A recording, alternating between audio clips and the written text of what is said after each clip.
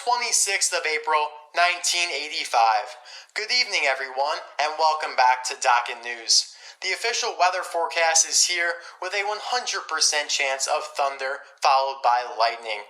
The Chicago Cubs procured a road win today against the Philadelphia Phillies, 7-3, as Ryan Sandberg had 4 runs. Hank Pym of S.H.I.E.L.D. continues to work on mysterious shrinking particles as tensions with the USSR persist. Specialty automobile manufacturer Wakho Arts debuted a new model today called the Next-Generation Rev-N-Go, and we'd like to invite you to a special exhibit of this spectacular vehicle.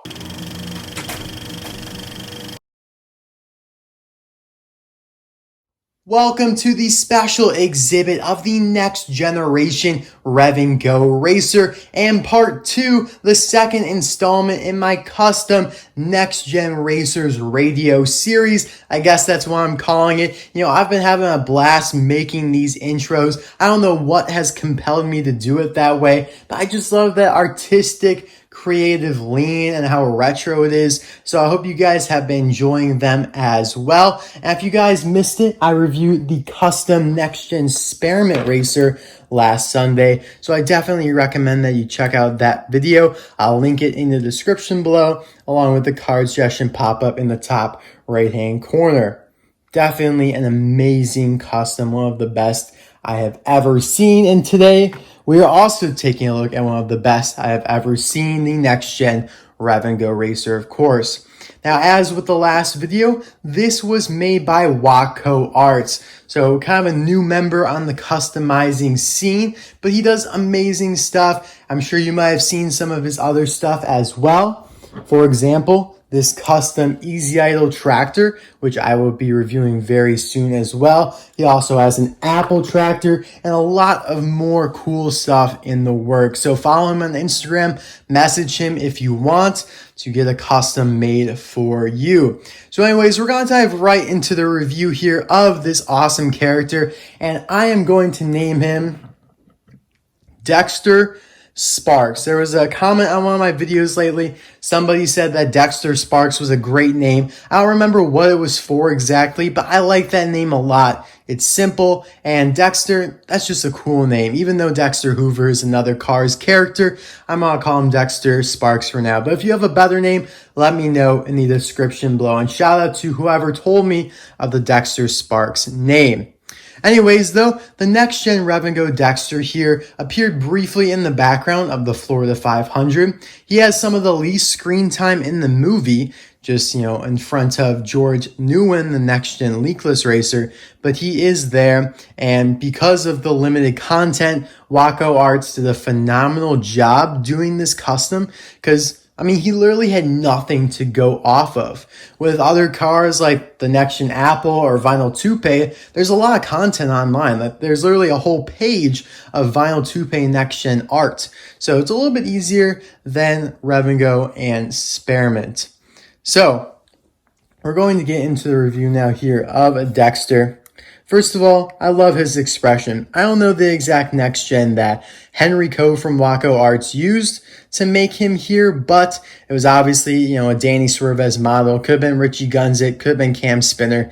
Don't know, but the expression really came out nicely here.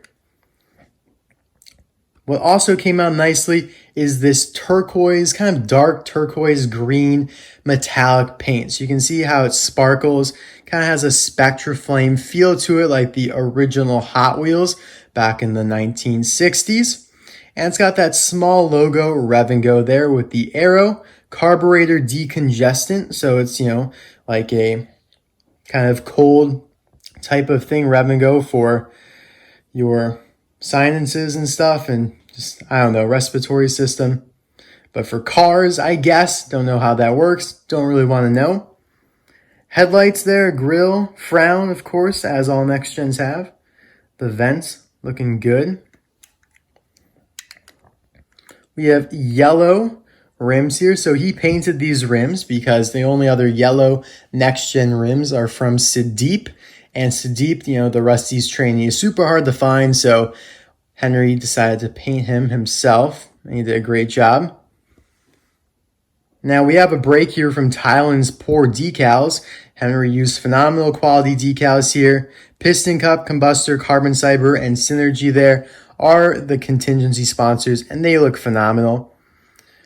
Revving-Go over here again, carburetor decongestant, and it's kind of hard to see in the movie, but Revving-Go on the side has these ghost decals where they kind of fade into the background and they're not as clear, so he tried to emulate that, and I think he did a really good job. On the bottom here, you have the yellow stripe with the arrow indicating to the picker where to lift them up at to exchange the tires. Of course, 73 there. And this yellow has like a little texture to it of arrows as well. Very minute detail, but it is perfectly executed. You can see it a little bit better here on the roof with the arrows. And then 73 is the number. I do think the number is not there in the movie, but I could be wrong. But if it wasn't there, I feel like it should have been there just because the roof would look a little dry otherwise.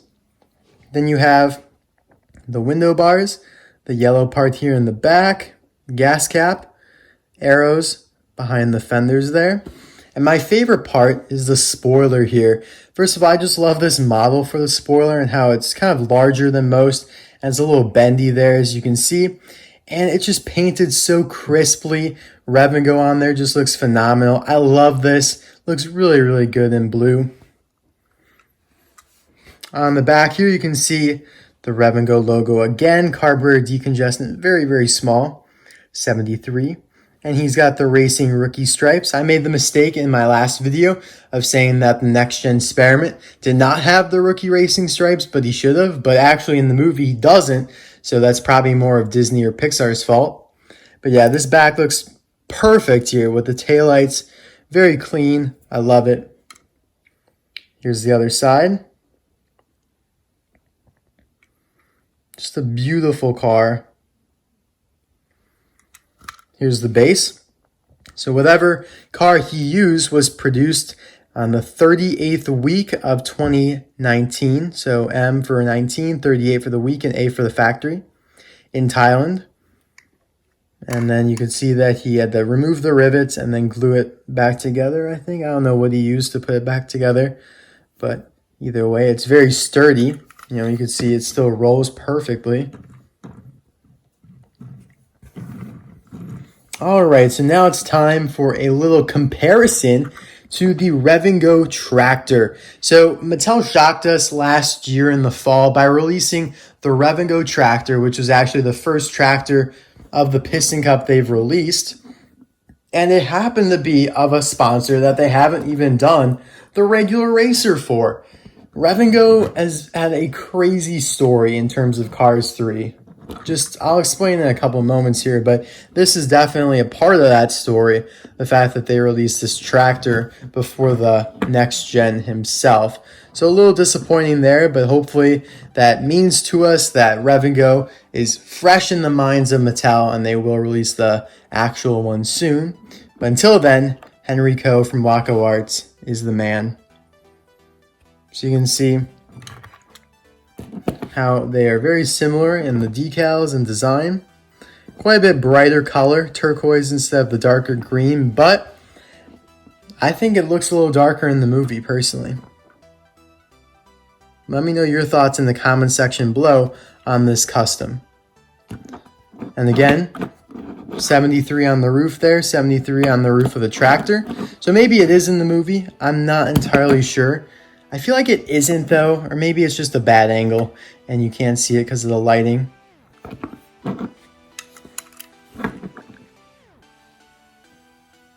Got the rookie racing stripes on both, carburetor decongestant,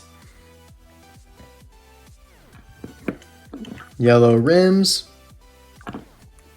So as I was saying, Revving-Go has had a crazy story over the last few years here. Way back in 2017, after Cars 3 was just released, or kind of for the debut of the entire movie, Mattel released this massive multi-pack with the regular stock car, Cars 3 Rev-N-Go Racer in it as a first look, along with Todd Marcus, the no-stall Cars 3 stock car. So it was, all well and fine. And then you look on the back and you look at everybody's name. You see Todd Marcus, he's Todd Marcus again. You see Lightning McQueen, Rusty's Racing, Sarah McQueen, whatever.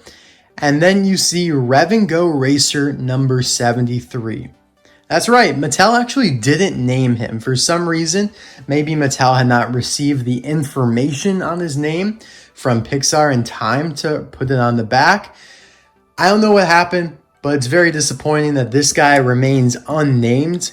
So a lot of fan names have come out for him as well. So hopefully, though, Mattel will re-release him soon and so we can get an official name.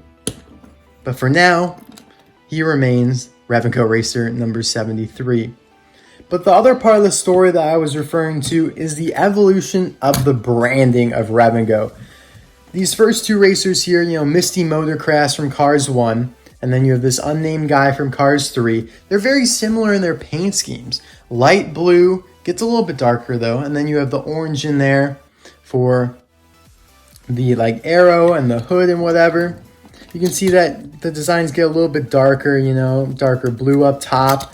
The arrow design kind of goes away. It's just represented there and there a little bit. But overall, they're very similar.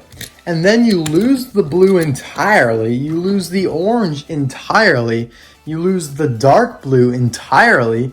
And you're replaced now with green and yellow. It's absolutely insane to me how much this branding for Revving-Go has changed. It's almost as if they got an entirely new boss that was like, all right, we're done with this. I don't like blue. I'm a green guy. And he just changed the marketing. So very strange there. They kind of do this with some other next gens, but in my opinion, this is the most drastic change.